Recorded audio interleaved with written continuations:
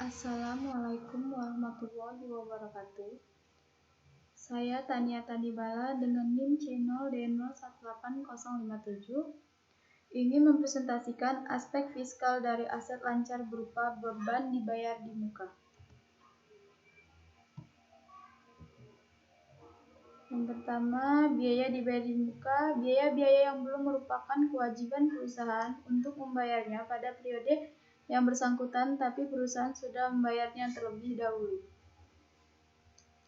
Pengakuan atas biaya dibayar di muka adalah sebagai berikut. Atas pengeluaran atau biaya dibayar di muka yang merupakan beban untuk periode-periode berikutnya tidak boleh diakui sebagai beban periode saat ini, tetapi harus diamortisasi atau dibebankan sesuai dengan masa manfaat atas biaya dibayar di muka tersebut. Jenis-jenis biaya dibayar di muka. Yang pertama, biaya sewa gedung kantor dibayar di muka. Yang kedua, biaya sewa kendaraan dibayar di muka. Yang ketiga, biaya sewa mesin dibayar di muka. Metode pencatatan biaya dibayar di muka. Yang pertama, pendekatan raca. Pendekatan raca disebut juga pendekatan harta pembayaran premi untuk beberapa periode ke depan akan dicatat sebagai beban dibayar di muka. Pada akhir periode, perusahaan melakukan penyesuaian atau pengakuan beban sebesar manfaat yang telah diperoleh perusahaan. Yang kedua, pendekatan rugi laba disebut juga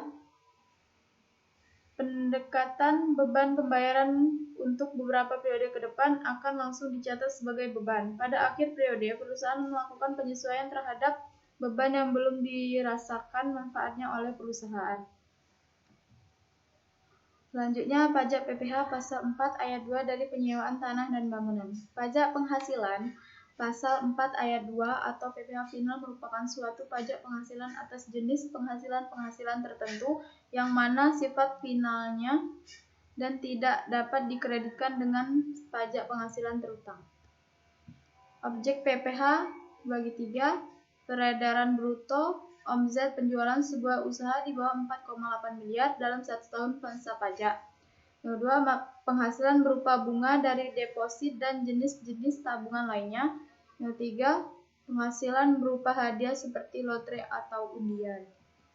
Lanjutan, yang pertama itu penghasilan dari transaksi saham dan sekuritas atas atau surat berharga lainnya. Yang kedua, penghasilan dari transaksi atas pengalihan harta atau aset dalam bentuk tanah dan atau bangunan, usaha jasa konstruksi, usaha real estate, dan sewa atas tanah atau bangunan. Yang ketiga, pendapatan tertentu lainnya sebagaimana diatur dalam atau sesuai dengan peraturan pemerintah.